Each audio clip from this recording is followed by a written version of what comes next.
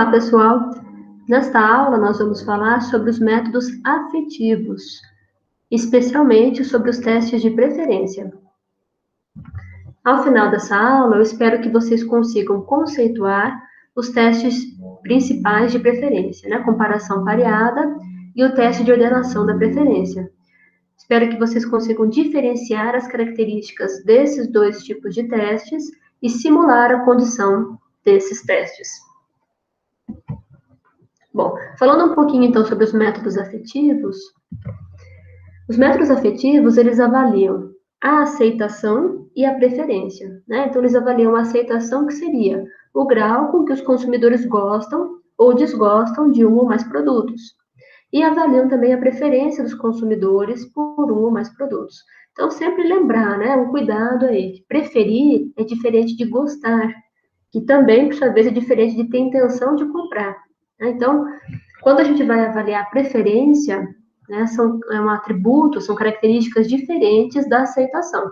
Então, se eu faço um teste com o consumidor e pergunto qual amostra ele prefere, ele vai indicar uma amostra.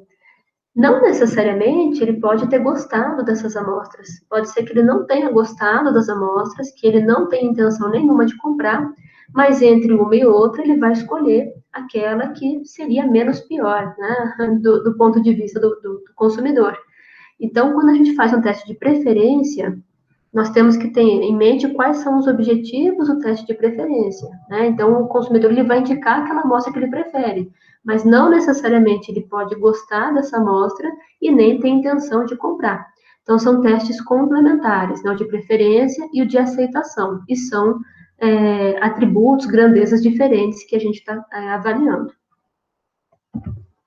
Bom, os métodos afetivos, de uma forma geral, tanto os testes, né, para aceitação quanto os de preferência, eles são utilizados para comparar produtos, né, comparar amostras, comparar formulações concorrentes, né, entre consumidores. Então, é sempre um teste de consumidor. E eles são realizados, então, para auxiliar a área de desenvolvimento de novos produtos, né? Então, para você ter uma ideia de como esse produto se comporta, né, perante o consumidor, se ele gosta, se ele prefere em relação ao outro que já existe no mercado, né? Também é utilizado para otimização, para melhoria da qualidade de produtos, né? Então, um produto que já existe, estou testando uma nova formulação, e acesso ao mercado potencial, né? Então, vou avaliar como é que esse produto se comportaria se ele fosse lançado no mercado, especialmente em relação a concorrentes, e posso avaliar também quão ideal se encontra a intensidade de um ou mais atributos em um alimento, tá? Então, quando eu faço o teste de aceitação, estou avaliando, né, se a pessoa gosta daquele alimento em diferentes atributos. Então, em relação à aparência, à textura, ao odor, ao sabor, isso dá indicativos para avaliar, né, se a intensidade daquele atributo está ideal, o que é que eu posso mudar na formulação daquele produto, e isso auxilia no desenvolvimento desse produto. A equipe sensorial, para os métodos afetivos, ela é composta, então, por provadores que são consumidores, né? Então, são pessoas que não passam por qualquer tipo de treinamento e nem seleção, né? Diferente lá dos métodos discriminativos e diferente dos métodos descritivos, né? Então, aqui nos métodos afetivos, nós trabalhamos com consumidores, né? E dependendo do objetivo do teste, nós trabalhamos com consumidores potenciais daquele produto que nós estamos testando, né? Então, a pessoa não pode ter aversão àquele produto. Então, esses consumidores, eles podem ser classificados, né, quando a gente vai fazer o teste, em função da frequência de consumo. Então, eu posso, por exemplo, fazer um teste em que eu vou selecionar aqueles consumidores que frequentemente consomem aquele produto. Então, às vezes, é um atributo que eu vou avaliar e que, para que eu possa avaliar adequadamente, né, esse atributo no meu produto, eu preciso trabalhar com provadores que minimamente, né, conhecem esse produto, costumam consumir com frequência. Então, eu posso selecionar esses provadores com base na frequência de consumo. Mas aí não é uma seleção naquele sentido de verificar se as pessoas conseguem reconhecer gostos ou reconhecer odores, né? É uma seleção no sentido de trabalhar com segmentos da população que atendam os objetivos do teste. Então, eu posso selecionar consumidores, né, ou segmentar esses consumidores, né, classificar esses consumidores com base na frequência de consumo, com base em critérios demográficos, com base em padrões de hábitos, de cultura, com base em renda, classe social, em idade, em sexo. Então, imaginem, por exemplo, que eu estou desenvolvendo um produto que vai ser lançado para a faixa etária acima dos 60 anos. Então, na hora que eu vou fazer o teste sensorial, eu vou selecionar aqueles consumidores que têm 60 anos ou mais. Né? Então, é uma seleção nesse sentido, trabalhar com segmentos de consumidores que nos interessam na hora de desenvolver aquele produto e na hora de lançar esse produto no mercado.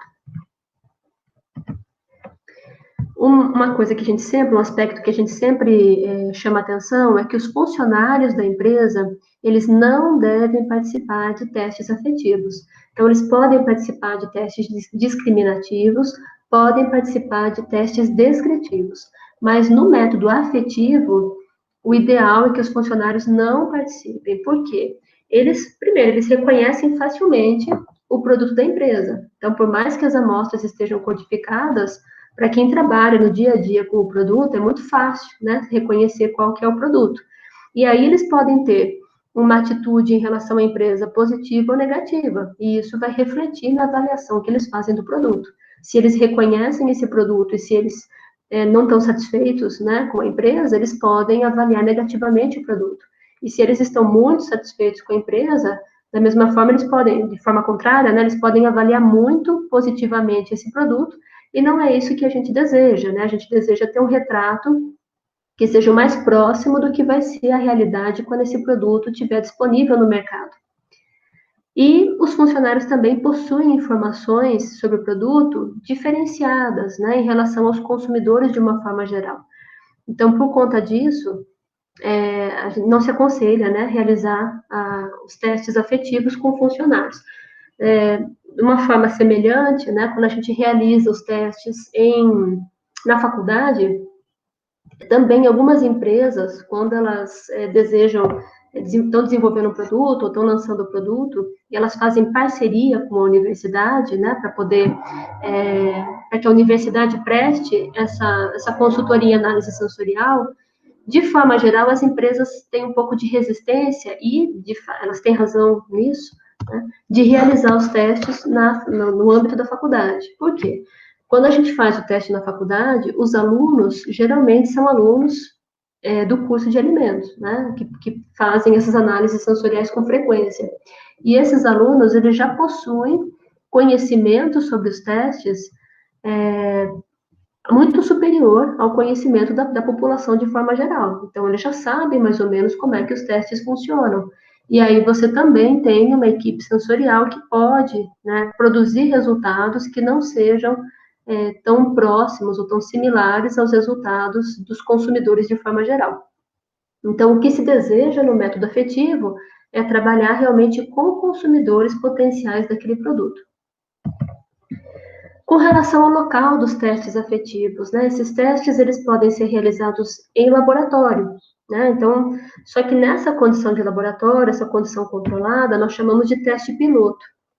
Então, esses testes, eles são realizados, né, entre 25 a 50 consumidores, aí o número, né, de consumidores sempre depende do objetivo do teste, né, sempre tem uma questão estatística por trás. Mas, de forma geral, a gente trabalha entre 25 a 50 consumidores e consumidores não treinados. E tomando, né, o cuidado de servir de 2 a 5 amostras por sessão. Aí entram aquelas recomendações. Se são amostras mais apimentadas, então o número de amostras por sessão é menor. Né? E sempre lembrando que são provadores que não são treinados. Então, naturalmente, o número de amostras tem que ser menor do que a gente serviria para um provador treinado. Esse teste de laboratório, para o método afetivo, ele é usado para fazer inferências entre produtos. Então, ele vai dar um indicativo para a área de desenvolvimento de novos produtos e para tentar otimizar um protótipo. Então, eu estou desenvolvendo um novo produto. Eu não tenho ideia de como ele vai ser recebido pelos consumidores. Eu posso fazer um teste de laboratório em condições controladas com os consumidores para identificar se eu estou indo na direção certa ou não. Tá? Mas ele não é um teste para a gente fazer para a gente saber como é que esse produto se comporta no mercado. né? Se eu tenho este objetivo, eu tenho que trabalhar com um teste com um número maior de consumidores e provavelmente um teste que a gente não faça em condição controlada de laboratório. Os testes de laboratório, eles são, como é uma situação simulada, né, eles são utilizados, no caso dos métodos afetivos, para uma inferência inicial, para otimizar um produto, e não mesmo para testar esse produto final junto ao mercado consumidor. A vantagem do teste de laboratório é que eu posso recrutar, posso pré-recrutar esse provador, né, esse consumidor, e aí ele pode retornar em várias sessões. Eu posso avaliar várias amostras em delineamentos balanceados, né, e esse consumidor retorna para fazer essas análises.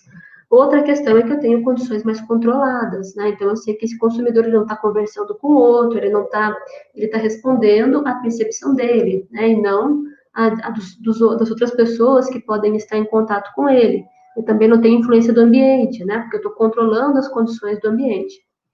As desvantagens incluem, né, a localização, que pode sugerir uma inferência sobre a marca. Então, imagina, por exemplo, que uma empresa da área de alimentos, ela está recrutando consumidores para fazer um teste com vários produtos. É claro que o consumidor, quando ele vai até a empresa, ele já sabe, ele já imagina que entre as amostras vai ter a amostra daquela marca, né? Porque a empresa não está recrutando para fazer um teste com amostras de outras, somente com amostras de outras marcas. Então, ele já faz uma inferência que a marca daquele produto vai estar codificada lá entre as outras amostras. Então, se é um laboratório da empresa, existe essa relação que o consumidor pode fazer. Ele já vai procurar entre as amostras que ele está recebendo aquela marca que ele já conhece, que ele já sabe mais ou menos a característica do produto qual é. Outra questão é que o produto ele é testado em condições não similares ao consumo real, é uma condição controlada de laboratório. Por isso mesmo é que ele não é utilizado para fazer inferência sobre o mercado consumidor. Ele é utilizado para fazer inferência sobre o produto em si, se ele precisa ser otimizado ou não, tá? Para ser lançado. Bom, outra modalidade, então, com relação à localização desses testes, né, afetivos, é o teste de localização central. Então, esse teste, eles são realizados em locais onde há grande circulação de pessoas, né? Normalmente em shoppings, supermercados, escolas. Então, depende do público-alvo, né, para onde você está desenvolvendo esse produto, né? Mas, então, o teste ele é realizado fora do laboratório, em locais onde tem grande circulação, grande movimentação de pessoas. Mesmo assim, né, mesmo fora de laboratório, a gente tenta manter a individualidade do julgamento. Então, fazer com que as pessoas respondam, né, se elas, a aceitação delas em relação ao produto ou a preferência de uma forma individual, garantindo o conforto dessas pessoas na hora de fazer a degustação, o silêncio, né, então o controle de ruídos, de barulhos. Então, a gente tenta manter condições que vão trazer aquele momento, né, de calma, de tranquilidade para o provador fazer a análise. Mas é uma condição que simula mais uma condição real, né, do que um laboratório, que é uma situação mais artificial. Normalmente se trabalha, então, com cerca de 100 indivíduos, né, mas isso depende muito do grau de segmentação do mercado, depende. Vamos supor que você queira lançar o produto só no Distrito Federal. Então, talvez 100 indivíduos seja o suficiente, mas você vai lançar o produto só no plano piloto, ou você vai lançar o produto também nas regiões administrativas do DF? Será que o produto ele se comporta da mesma forma no plano piloto, ou em Samambaia, ou em Ceilândia, ou no Gama? Será que as características dos consumidores diferem em cada uma dessas regiões administrativas? Se difere, então a gente tem que trabalhar com uma amostra maior. Então, cerca de 100 indivíduos em cada uma dessas regiões, para a gente ter um panorama, né, mais fidedigno do que é realmente o mercado potencial consumidor, né? Se eu quero lançar esse produto na região centro-oeste como um todo, então será que os consumidores do DF têm o mesmo padrão de comportamento, de consumo dos consumidores de Goiás? Então, eu tenho que fazer, se não tem o mesmo padrão, eu tenho que fazer amostragens diferenciadas em cada uma dessas regiões, e assim por diante. Então, imagina uma grande empresa, né, que vai lançar produtos no país. nas várias regiões. Então, ela geralmente, né, se selecionam capitais nessas regiões que tenham padrões de consumo, né, que representem o padrão daquela região, para você conseguir fazer a amostragem e ter uma ideia de como se comporta o mercado consumidor desse produto. Então, a gente fala, o teste de aceitação, o teste de preferência, eu tenho que trabalhar com 100 consumidores. Não é verdade, né? A gente trabalha com um número grande de consumidores, mas a amostragem vai depender dessas características, né? Então, do tipo de segmento do mercado que eu estou tentando atingir, do tipo de produto, né? Da abrangência geográfica, né? Que eu vou chegar com esse produto, e assim por diante. Então, no mínimo, a gente trabalha com 100 indivíduos, mas aí essa amostra pode chegar a 1.000, 2.000 pessoas com muita facilidade, né? Cuidado também com o número de amostras que a gente vai servir, se é um teste que não é em laboratório, não é com condições controladas, não são consumidores treinados, então eu tenho que servir poucas amostras, né? E também com o tamanho do questionário. Às vezes a gente quer saber o perfil daquele consumidor, inclui um monte de questão e as pessoas não dão conta de responder, tá? Bom, vantagens do teste de localização central. Primeiro, a gente consegue um grande número de respostas, né, de uma forma bastante rápida. Se for num shopping, por exemplo, no supermercado, você consegue um grande número de respostas. E os resultados permitem uma inferência com relação ao mercado consumidor. A desvantagem é que eu tenho menor possibilidade de controle, né, das condições do teste, não é um teste de laboratório, e o produto é testado em condições não similares ao consumo real. Então, por mais que a gente saia daquela condição artificial do laboratório, se aproxime de uma condição mais real, né, no supermercado, no shopping, ainda assim não é uma situação de consumo. Eu estou tirando uma inferência de que esse consumidor pode ser que compre o produto, pode ser que ele goste do produto, tá? Então, eu estou fazendo uma inferência. Estou me aproximando mais de uma situação real de compra, mas ainda não é uma situação real de fato, né? E são testes que têm um custo maior do que um teste realizado em laboratório. Então, geralmente, esses testes são usados, né, esses resultados, né, eles assessoram uma equipe de marketing, por exemplo, para fazer o lançamento desse produto, fornecem subsídios também para comparação com concorrentes, né, saber como é que o produto se comporta em relação ao concorrente, e assim por diante. E o teste que mais se aproxima de uma situação realmente real de consumo e de uso é o teste de uso doméstico. Nesse teste, o produto é testado na casa do consumidor. Então, a empresa ela fornece uma amostra do produto, né, ou então o produto em si, realmente, né, e o consumidor, então, vai levar esse produto para casa e vai testar esse produto em condições reais de uso. Geralmente, então, se trabalha com 50 a 100 famílias, em 3 ou 4 cidades, né, isso se for um lançamento aí, né, num produto numa determinada região. E se trabalha, então, se fornece para essa família a mesma quantidade do produto que vai ser vendida no mercado. Então, vamos supor que eu vou fazer um teste de um sabão em pó. Então, a gente fornece uma caixa de sabão em pó para cada família. E essa família, então, ela vai utilizar esse produto de acordo, né, já com o hábito da família, com as instruções que estão disponíveis na embalagem, né, da caixa de sabão em pó, e assim por diante. Então, esse tipo de teste, ele é usado quando eu quero testar, por exemplo, uma embalagem, né? Então, uma embalagem inovadora, tem um sabão em pó mesmo, eu lembro que quando começou a caixinha de sabão em pó, até aquela forma diferente de você abrir e fechar, né, a caixa, a caixinha de cartonada, né? Então, isso gerou bastante dificuldade entre os consumidores. Então, uma das formas de você testar se o consumidor vai saber entender como é que funciona aquela caixa, né, aquela forma de abrir e de fechar a caixa, é você fazer um teste desse tipo, um teste de uso doméstico. E aí você consegue ter uma proximidade com a família, com o consumidor, e entender onde é que ele teve dificuldade. Então, se eu quero testar uma embalagem, se eu quero testar aspectos de preparo do produto, né? Então, é um produto que o consumidor ele vai ter que preparar, ele não é pronto para o consumo, e aí eu tenho que entender se a instrução está clara, se ele conseguiu preparar de forma adequada, onde é que deu erro na hora de preparar o produto. Ou se eu quero testar, por exemplo, um produto que é enjoativo. Então, às vezes, o produto, quando você experimenta uma amostra de 25 a 30 ml, ele é ótimo. Mas quando a pessoa compra realmente 1 litro desse produto, né, ou compro uma embalagem que vem uma quantidade maior, esse produto pode ser enjoativo. E aí, uma forma de eu testar isso é com um teste de uso doméstico. A vantagem, então, é que o produto é testado em condições reais, realmente de uso, né? Como se o consumidor tivesse comprado aquele produto e estivesse testando na casa dele.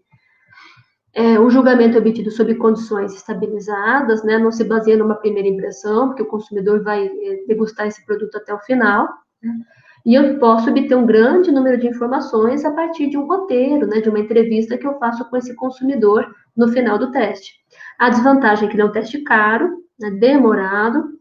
Muitos resultados são perdidos, porque eu tenho que confiar, né, no consumidor, realmente prestar atenção, né, na forma como ele tem que realizar o teste, porque eu não vou estar junto com ele para explicar como o teste vai ser feito, né?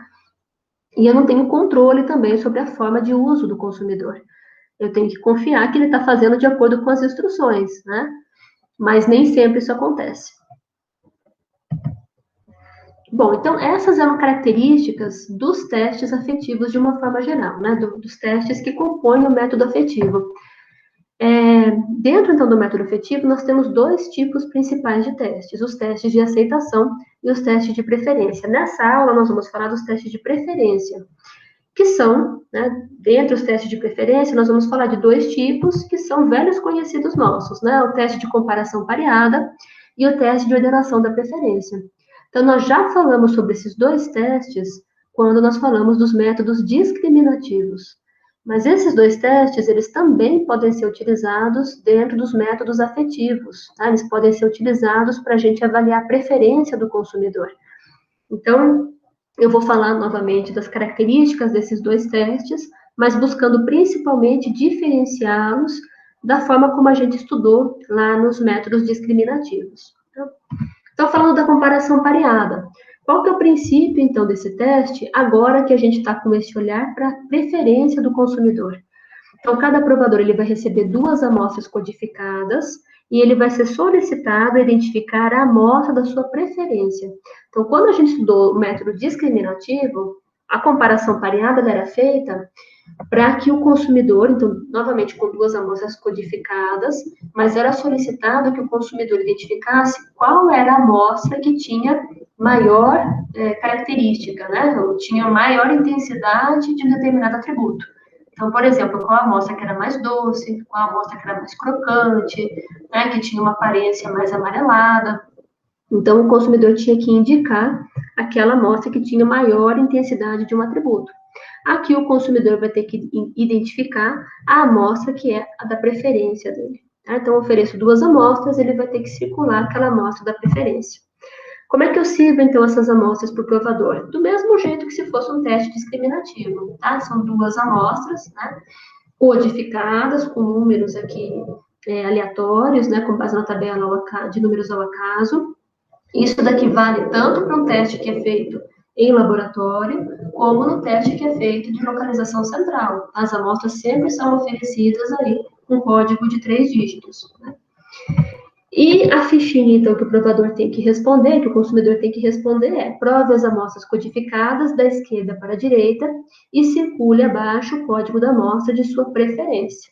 Ao invés dele circular aquela amostra que era mais doce, mais crocante, mais ácida, ele vai circular a amostra que for da preferência.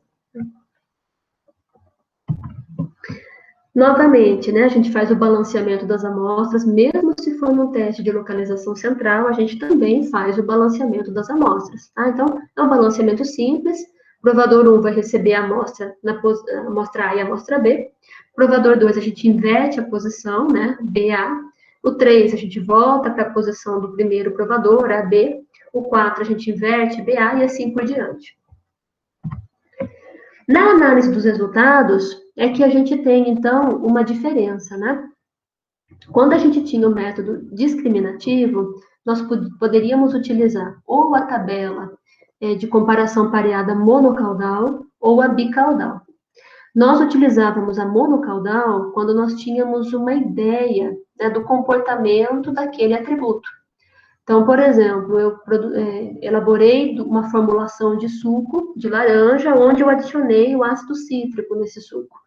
Então, se eu estou perguntando qual a amostra mais ácida, Caso haja diferença, né, entre os provadores, a ideia, né, a tendência é de que a amostra percebida como mais ácida seja aquela onde eu adicionei o ácido cítrico no suco. Então, nessa situação, onde eu consigo determinar uma tendência, né, de qual amostra vai ser a que tem maior intensidade do atributo, nós utilizamos a tabela monocaudal. Quando eu não tenho ideia de qual amostra vai ser aquela que o consumidor, o provador vai identificar como a que tem maior intensidade do atributo, eu utilizo a bicaudal. Aqui no teste afetivo, de preferência, eu vou sempre utilizar, então, o teste de comparação pareada da preferência, eu vou sempre utilizar a tabela bicaudal.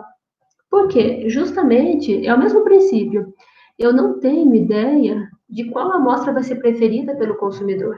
Né? Vai depender das características que ele julga mais interessantes, né, no produto. Vai depender do hábito desse provador, vai depender das características dele, né, de fatores, né, sociais, né? Então, toda a bagagem que a gente traz de preferência em relação aos produtos. Então, eu não sei dizer se aquele consumidor ele vai preferir uma amostra A ou a amostra B. Como eu não tenho essa tendência prévia de preferência, eu trabalho, então, com a tabela de comparação pareada bicaudal. Tá? Então, teste de comparação pareada de preferência, sempre eu vou utilizar os resultados, vou olhar nos resultados da tabela bicaudal. Tá? E sempre também utilizando o nível de significância de 5%, né, que é o padrão. A forma de analisar os resultados é a mesma que a gente já trabalhou no método discriminativo. Eu vou verificar, então, o maior número de respostas coincidentes, tá? Então, vamos supor que para a amostra A, a gente tem o maior número de respostas coincidentes. É esse número de respostas que eu vou utilizar para comparar com o número tabelado na tabela bicaudal.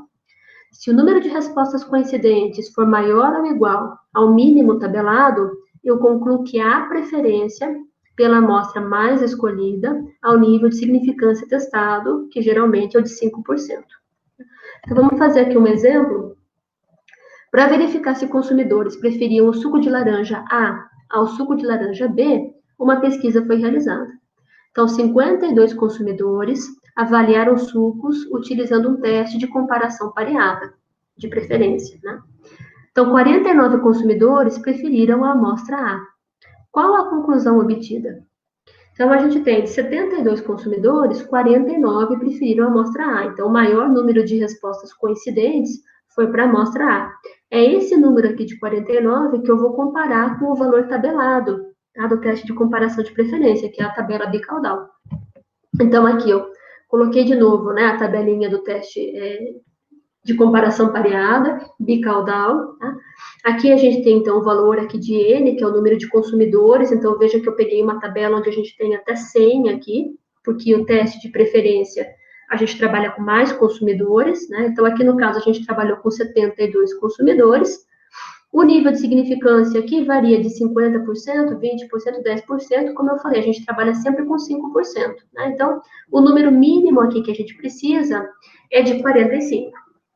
Então, pela tabela, para 72 consumidores, são necessárias no mínimo 45 respostas coincidentes para haver diferença significativa e para eu dizer que os consumidores preferem uma amostra em relação à outra.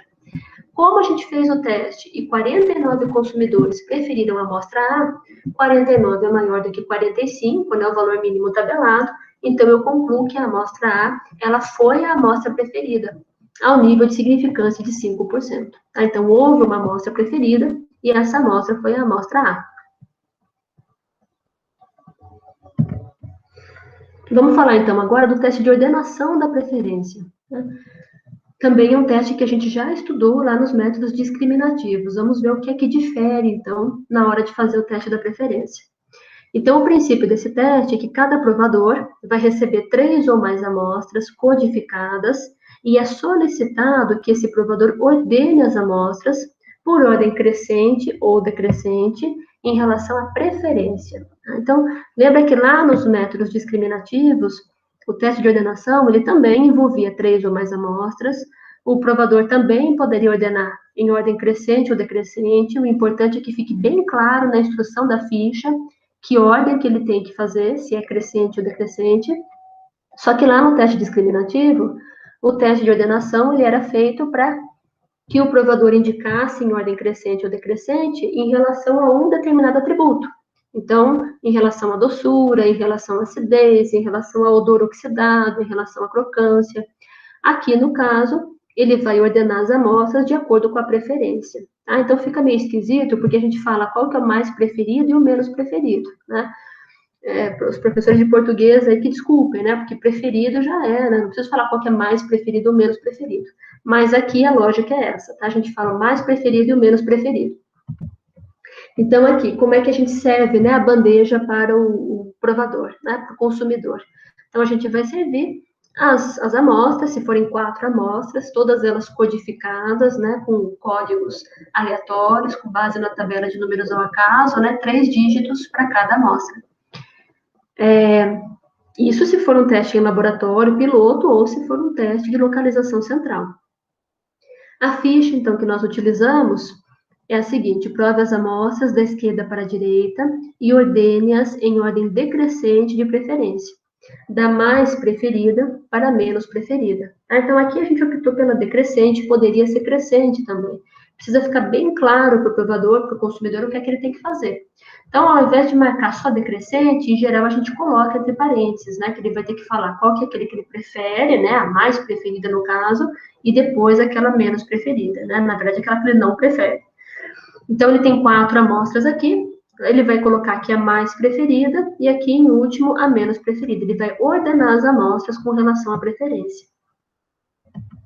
Bom, nós precisamos fazer o balanceamento também do mesmo jeito, né? Então, tanto a ficha de controle do analista na hora de elaborar, né, o teste, quanto o balanceamento, eles seguem o mesmo sistema lá do método discriminativo, tá? Do teste de ordenação para método discriminativo. Na hora de avaliar os resultados, de novo, a gente tem o método de Friedman, né, com a tabela de Neal e McFarland. Então, a gente vai fazer, para cada amostra, a gente vai colocar, né, um valor que corresponde à posição em que ela foi ordenada. Depois disso, a gente vai realizar o somatório para cada amostra.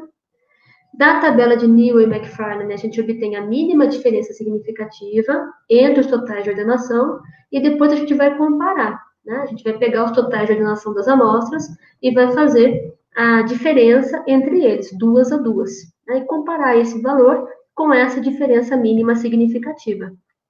Se 2 amostras diferirem por um número maior ou igual ao número tabelado, conclui-se que as amostras diferiram em termos de preferência e que a amostra com maior pontuação foi significativamente preferida ao nível de significância testado.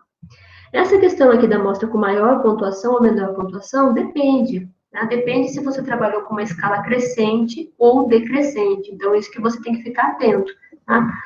Quer dizer, a posição 1, ela vai corresponder ao quê? Vai corresponder à amostra preferida ou à amostra menos preferida. Tá? Então, aí você pode trabalhar com maior pontuação ou menor pontuação. Tá? Isso independe.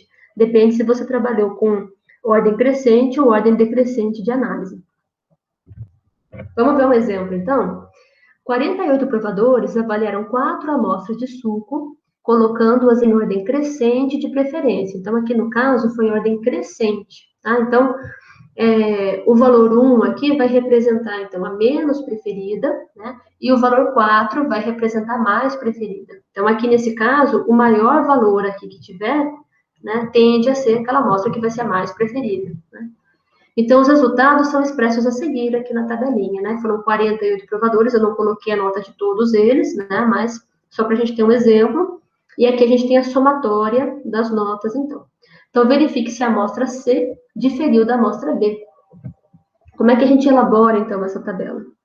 Para o provador 1, a gente vai ordenar, na verdade, o provador ordenou as amostras, né? Ele colocou, então, a amostra B como a menos preferida, porque é a ordem crescente, né? Depois, ele marcou a amostra D na segunda posição, a amostra A na terceira posição e a amostra C na quarta posição. Então, a amostra C, para ele, foi a preferida.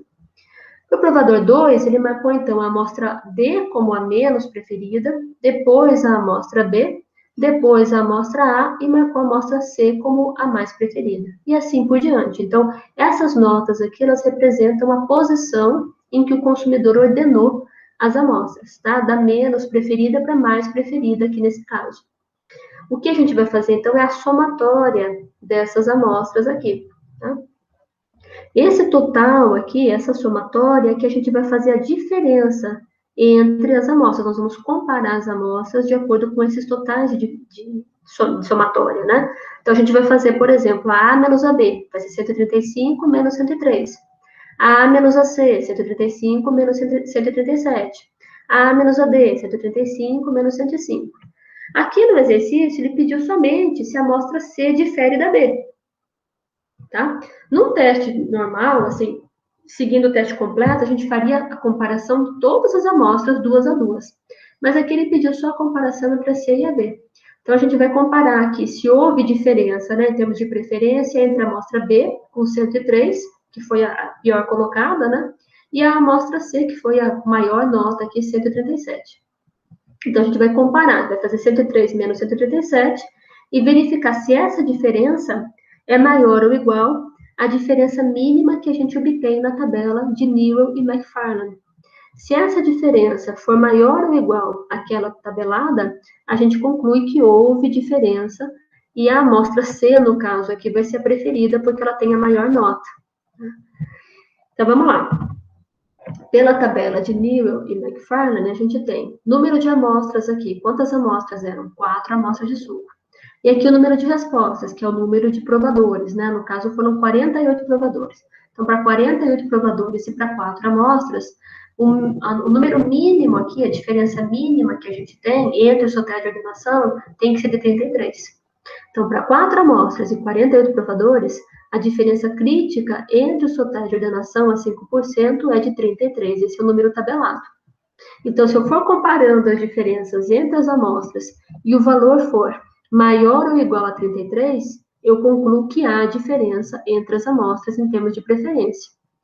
Se a diferença entre os totais das amostras for menor do que 33, eu concluo que não há diferença. Então, não há preferência entre aquelas duas amostras. Então, como aqui a gente pediu, o exercício pediu só a amostra C em relação à amostra B, eu vou fazer, então, o total de ordenação da amostra C, que foi 137, menos o total da amostra B, que foi 103. 137 menos 133, menos 103, dá 34. Como 34 é maior do que aquele 33, que é a diferença mínima tabelada, a amostra C foi significativamente preferida, 5%, em relação à amostra B. Então, vocês vejam que tanto a forma de fazer o teste de comparação pareada, quanto o teste de ordenação, elas são muito similares, né? As tabelas, inclusive, são as mesmas. O que nós trabalhamos, né, nesses testes para o método afetivo, né, em relação ao método discriminativo, é que nós trabalhamos, então, com mais consumidores, né, porque são testes que a gente está fazendo com consumidores, não com provadores, né, selecionados, né, ou até mesmo treinados em determinados atributos. Nos métodos afetivos, os consumidores são pessoas comuns, né, elas não foram treinadas, então a gente trabalha com um número maior de provadores, né. E nesse caso aqui do método afetivo, a gente está trabalhando com preferência, e não preferência de uma forma geral, né? Considerando os atributos de uma forma geral, e não a diferença em relação a um atributo específico, como, por exemplo, mais doce, mais crocante, mais ácido, tá? No caso da comparação pareada, a gente trabalha somente com o resultado da tabela bicaudal, e não com a monocaudal, como eu já falei para vocês. Mas toda a forma de condução do teste, né, buscando padronizar o máximo possível as condições, mesmo que esse teste seja feito fora do laboratório, né, então mantendo o balanceamento das amostras, mantendo a codificação das amostras, servindo as amostras na mesma temperatura, né, então tudo isso é mantido, tá, seja método discriminativo, seja método afetivo, seja método descritivo, e no método afetivo, seja ele realizado em laboratório ou fora, tá? Então, aqui são as referências, né, dessa aula, né? E com base nisso, vocês já podem fazer os exercícios que estão lá no Classroom. Bom trabalho!